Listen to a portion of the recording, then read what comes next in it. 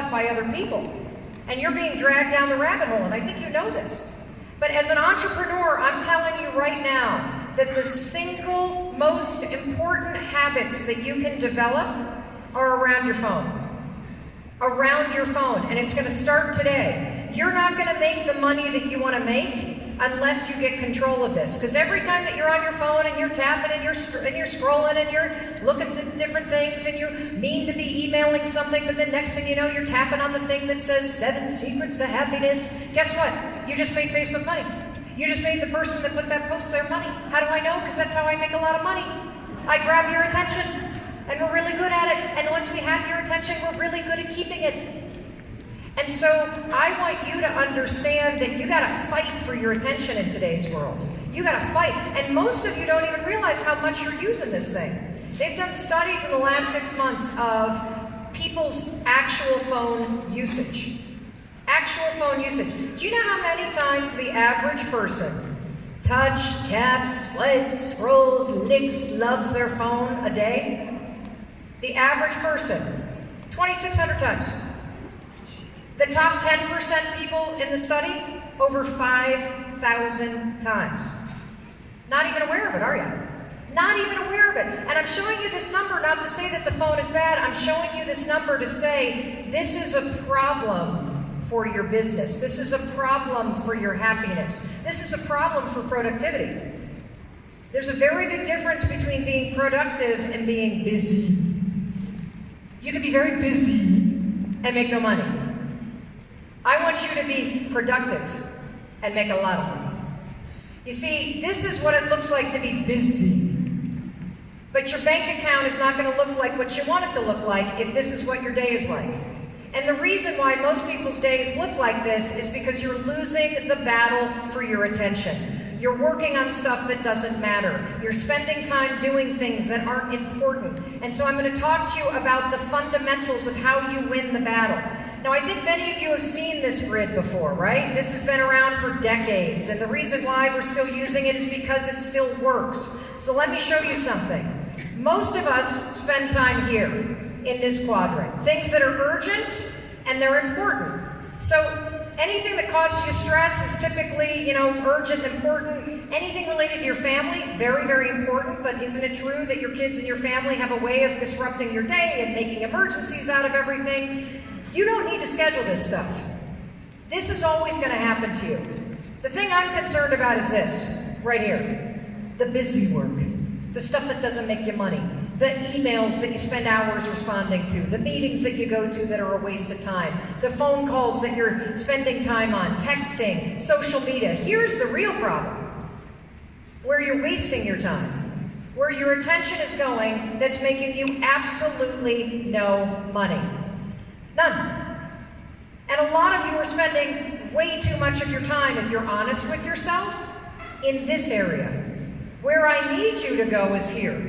I need you to go to do the things that aren't urgent right now, but they are important for your business. They're important for your dreams. They're important for your goals, right here. And that's why I'm going to teach you the 5 habits of productivity that I use every single day.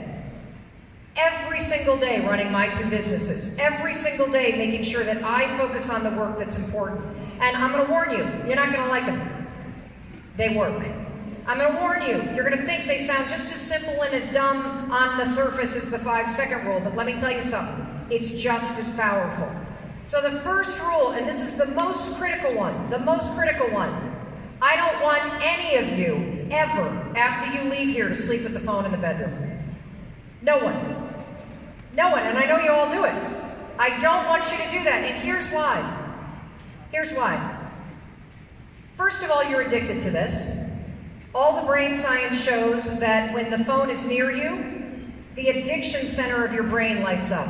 The second reason why I don't want the phone next to you in the bedroom is because I know you're going to do this. I know that the second that the alarm rings, here you are, you're asleep, the alarm rings, it's your phone, I know, but I need to use my phone with my alarm. It rings, what do? You're not even vertical and you're reading emails. And what's in emails? Nothing related to your business or to happiness. It's other people's crap. And so if you wonder why you wake up and you already feel stressed out and you already feel overwhelmed and you already feel like Kim Kardashian's life is way better than your life is ever going to be, and you already feel like your life blows and you don't know what to do, and oh my God, oh my God, oh my God, it starts right here. And here's the thing. You shouldn't trust yourself near this. This is like sleeping next to a pile of crack cocaine. It is that addictive, and it is not, there's no way you're going to start your day powerfully if this is within reach. So starting right here, right now, when you go to bed, I want this plugged into your closet, I want it plugged into your bathroom, I want it plugged into your kitchen. You should absolutely make your kids do the exact same thing. And what you're going to do is you're going to leave it out there. Now, I know some of you are like, but wait. I'm a single parent. What if my kids need to get in touch with me, or I have the kind of job that somebody... No problem.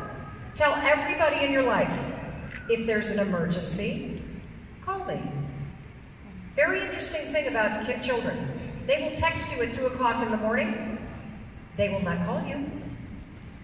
So you will be surprised what a great night's sleep you're going to get. And then more importantly, this isn't going to happen. You're not going to wake up in the middle of the night and look at your phone. And you want to know something sickening? This is sickening.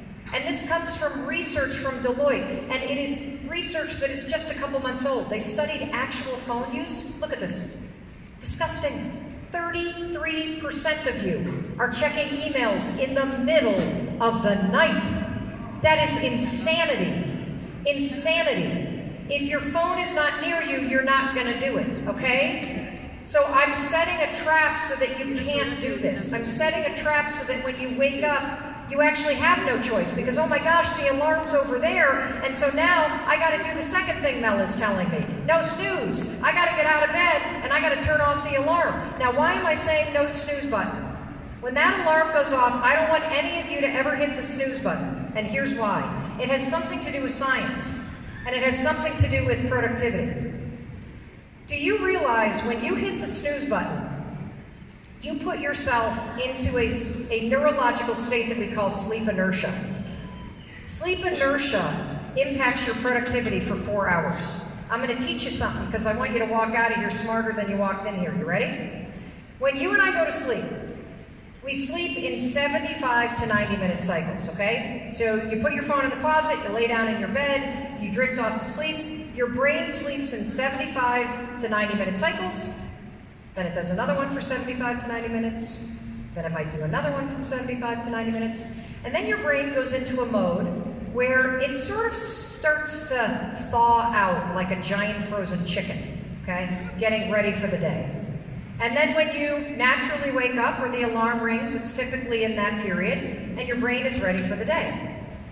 If you reach for the snooze alarm, what do you suppose your brain drifts back into? A sleep cycle, exactly. How long do those take? 75 to 90 minutes, exactly.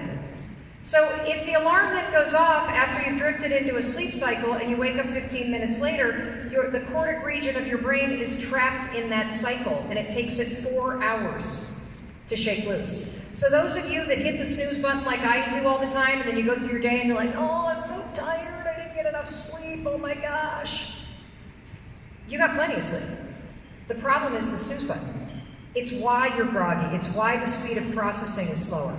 You want to be productive, that alarm goes off, 5, 4, 3, 2, 1, you get up and your brain is ready to go. And because the phone is not your bedroom, you got to now walk and start to wake up. So we've done 2 things at once that prepare you to start your day powerfully. Now, the next thing that you're going to do after you use the 5-second rule and you go is you are going to go somewhere where you can spend 30 minutes. Some days it'll be 5, some days it'll be 15. You're going to spend 30 minutes doing some planning. Now, other than no makeup, what else do you not see in this photo? Exactly. The phone isn't anywhere near me. Television isn't on. And I'll tell you why. There is nothing on TV and nothing on my phone that is more important than my dreams. Period. I don't want that phone near me. Is there anything on television that's more important than your dreams?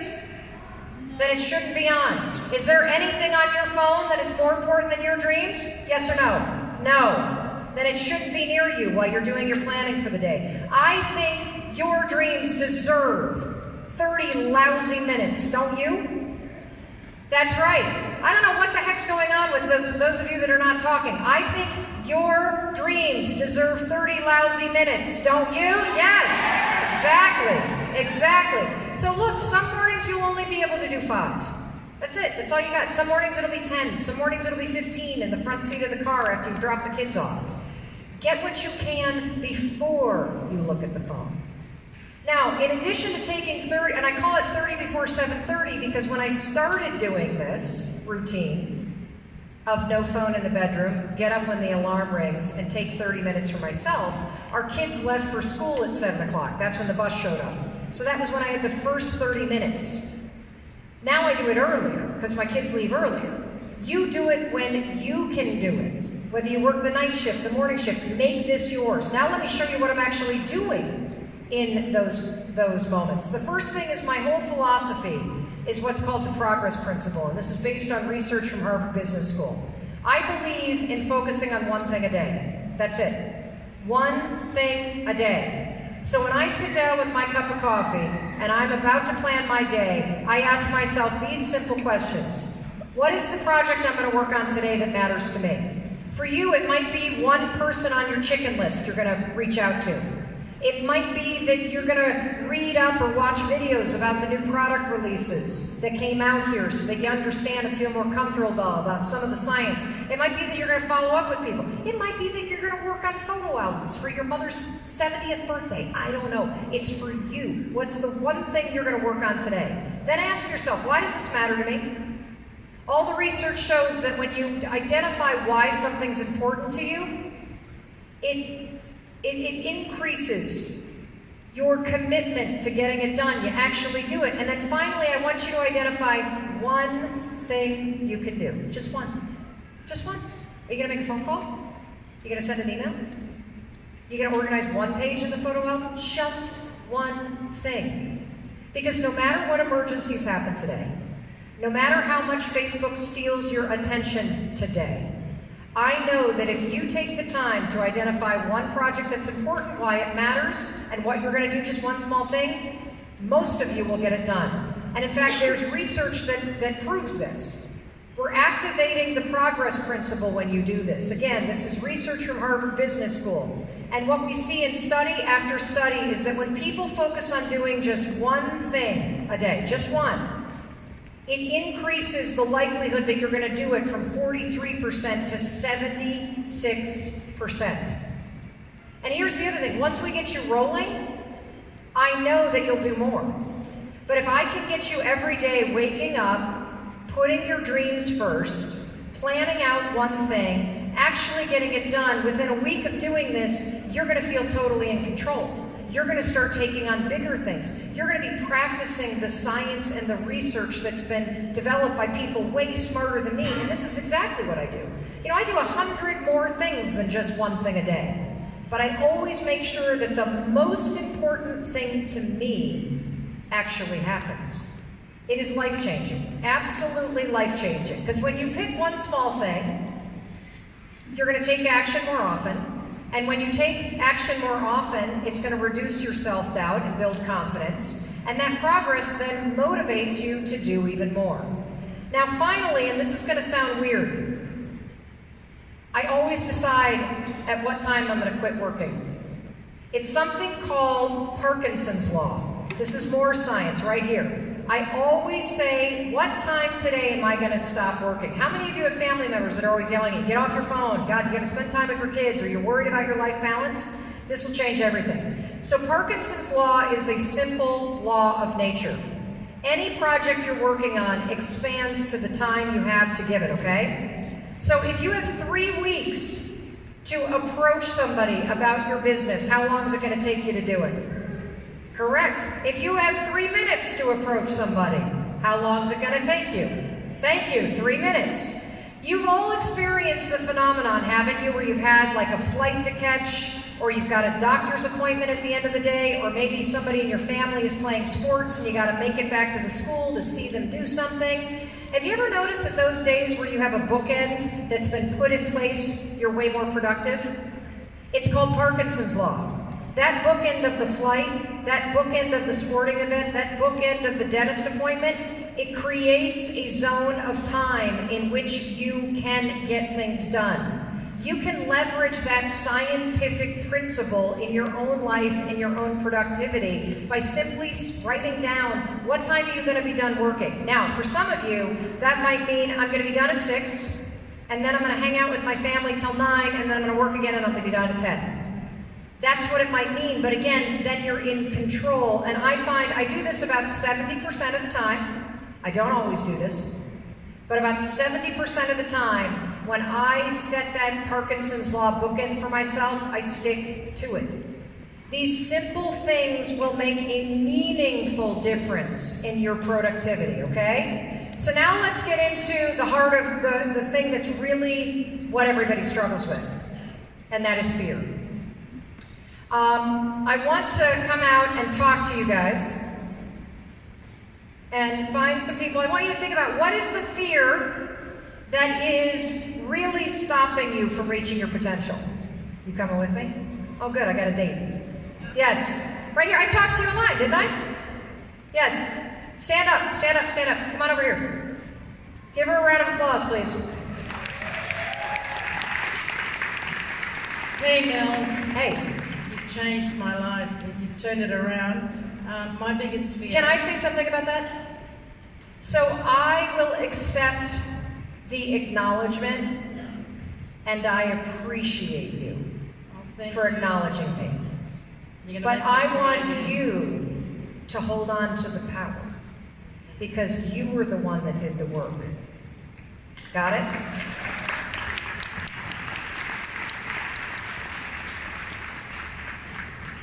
I'm coming over. Keep talking. Keep talking. What's your biggest fear? My biggest fear... Yep.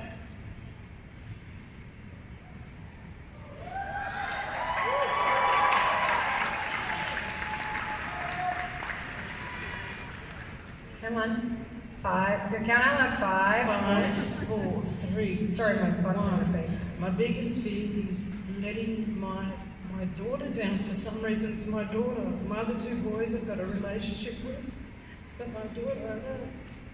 Why do you not have a relationship with her? What happened? So here's another thing, everybody. If you feel stuck in your life, and if you feel overwhelmed by what's going on, don't ask yourself what's wrong. I want you to ask yourself, what happened? What happened was she was packing her bags, getting ready to run away from home. She was 18, and she said, "I've had enough of you promising that everything was going to be okay."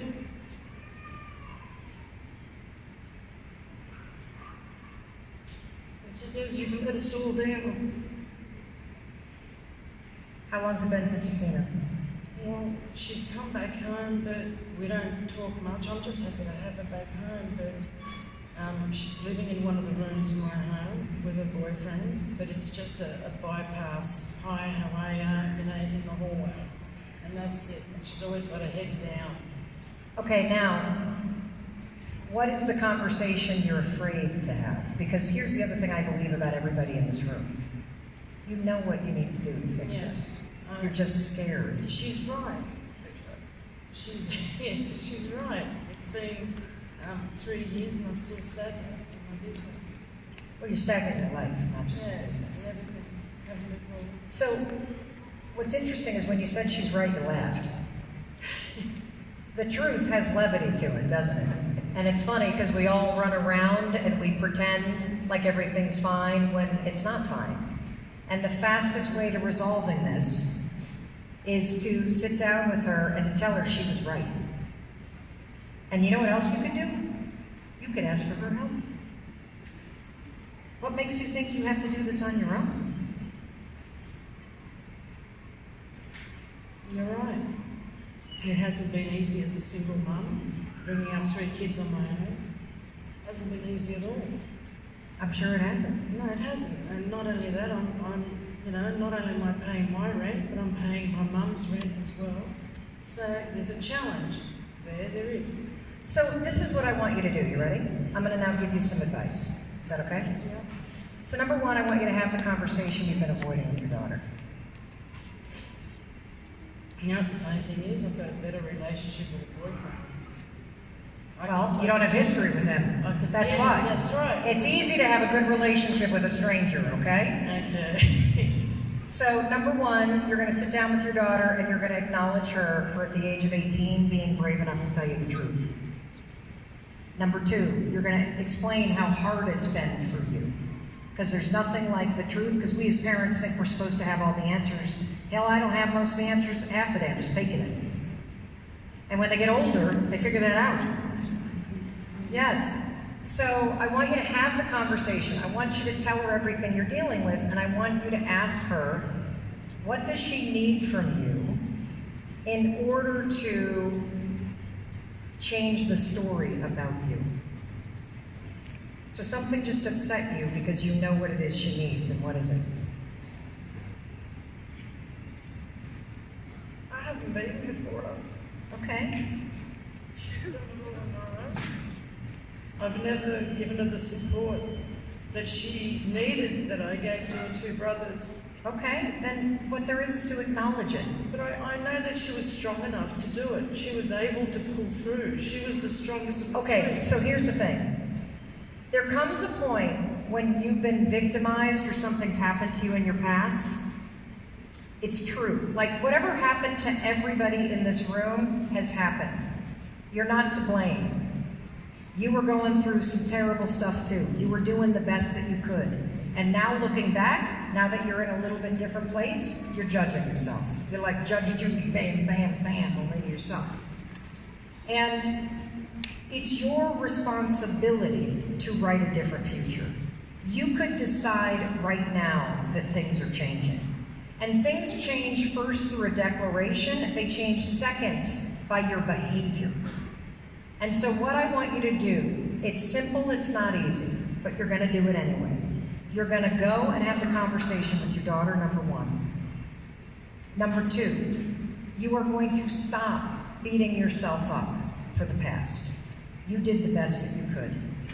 And number 3, you are going to start with these 5 habits that I just told you, and you're going to do them every damn morning, no matter what, to start to take control of your actions and your thinking so that you can demonstrate to yourself and to the kids that are living with you still that you are changing. Do you understand? What can I count on you for? I'm going to do those 5 things. I'm going to have a conversation with my daughter. I'm going to ask her what it is that she wants from me. Yep. And then you're going to do it. And I'm going to do it.